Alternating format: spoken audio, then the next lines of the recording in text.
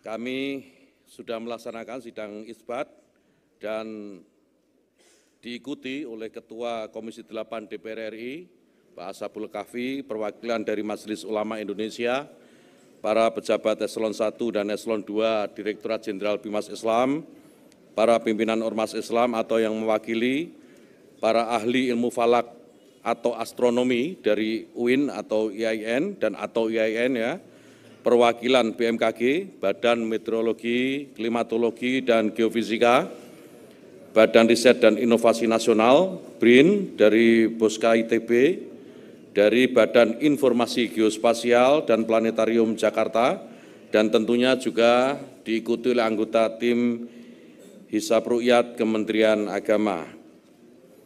Sidang isbat diawali tadi dengan seminar tentang posisi hilal yang disampaikan menjelang maghrib oleh Bapak Cecep Nurwendaya, salah seorang anggota tim Hisab Ru'yat Kementerian Agama Republik Indonesia, dan menyampaikan bahwa ketinggian hilal di seluruh wilayah Indonesia pada posisi minus 0 derajat 20,2 menit sampai dengan 0 derajat 52,09 menit dan sudut elongasi 2 derajat 14,78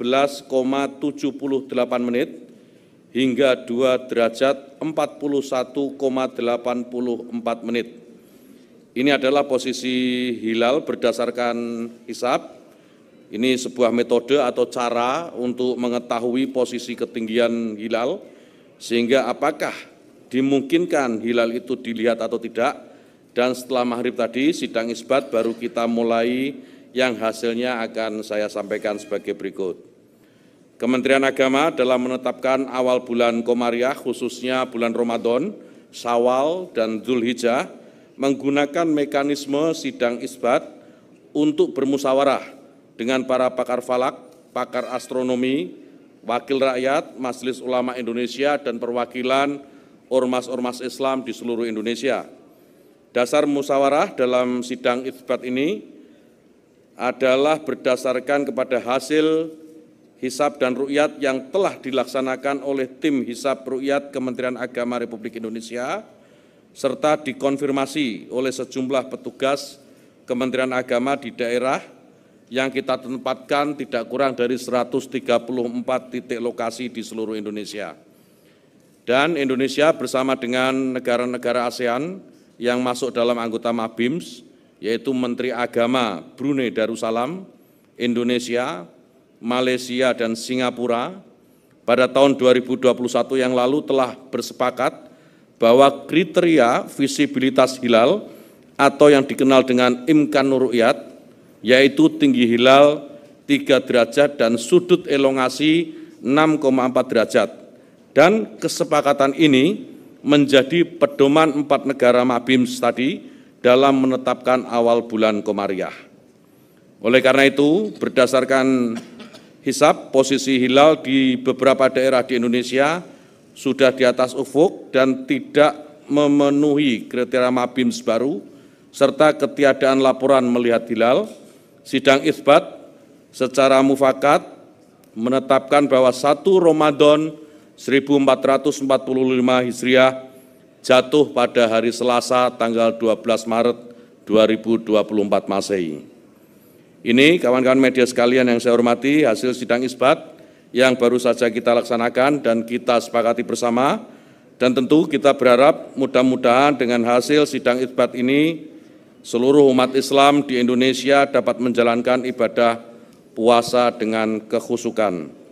Saat ini kita ketahui bahwa ada beberapa perbedaan dan itu lumrah saja, namun kita harus tetap saling menghormati dan menjunjung tinggi nilai-nilai toleransi sehingga tercipta suasana yang kondusif. Kawan-kawan media, para pemirsa di rumah, dan seluruh umat Islam di Indonesia, ini laporan dari sidang isbat yang baru saja selesai, dan tentu nanti saya akan persilakan Bapak Kiai Haji Abdullah Jaidi mewakili Majelis Ulama Indonesia untuk juga bisa menyampaikan beberapa hal yang dianggap penting untuk diketahui oleh seluruh masyarakat, utamanya umat Islam, dan Bapak Dr. Haji Ashabul Kahfi MAG sebagai wakil rakyat kita semua untuk mewakili seluruh rakyat Indonesia untuk bagaimana kita menjalankan ibadah puasa tahun ini. Untuk itu saya persilakan terlebih dahulu Kiai Haji Abdullah Zaidi dari Majelis Ulama Indonesia. Bismillahirrahmanirrahim. Assalamualaikum warahmatullahi wabarakatuh. Innal hamdalillah lahul hamdu fil ula wal akhirah wa lahul hukmu wa ilaihi turja'un. Asyhadu an la ilaha illallah wahdahu la syarika lah. Syahadatan nu'ammilu biha an-najaha fi a'malina wa taharrukatina fi sabili ilahiha wa irsa'i qawaidiha. Wa asyhadu anna sayyidina Muhammadan abduhu wa rasuluh al-qail taraktukum ala al-mahajjatil bayda lailuha kanahariha la yazighu anha illa halik. Allahumma fasalli wa sallim ala hadha nabil karim wa rasulil amin sayyidina Muhammadin wa ala alihi wa sahbihi ajma'in. Amma ba'd. Yang kami hormati Bapak Wakil Menteri Agama, Bapak Dirjen, Bapak Ketua Komisi 8 DPR RI, dan para hadirin sekalian, baru saja kita selesai melaksanakan sidang isbat awal Ramadan 1445 Hijriah. Alhamdulillah telah terjadi kesepakatan dan penjelasan berkenaan dengan hasil daripada Ru'yatul Hilal di seluruh wilayah Indonesia, yang dimana pada malam hari ini tidak terlihat Ru'yatul Hilal. Dengan demikian maka 1 Ramadan 1445 Hijriah akan jatuh pada tanggal 12 Maret 2045 yang insya Allah sama-sama akan kita laksanakan. Terpulang dengan sementara saudara-saudara kita dari Muhammadiyah dan lain-lainnya yang esok hari akan melaksanakan ibadah puasa, marilah kita bersama-sama hendaknya saling menghormati tentang perbedaan itu. Allah menyatakan wala yazaluna mukhtalifin lamma rahimar rabbi. Manusia itu akan senantiasa berselisih. Nabi mengatakan bahwa ikhtilafu ummati rahmah, bahwa ikhtilaf kita ini adalah rahmah bagi kita. Oleh sebab itulah maka kita harus saling menghormati, saling menghargai antara yang satu dengan yang lain. Tidak perlu kita membincangkan masalah ini dan membesar-besarkan masalah ini dalam kehidupan kita.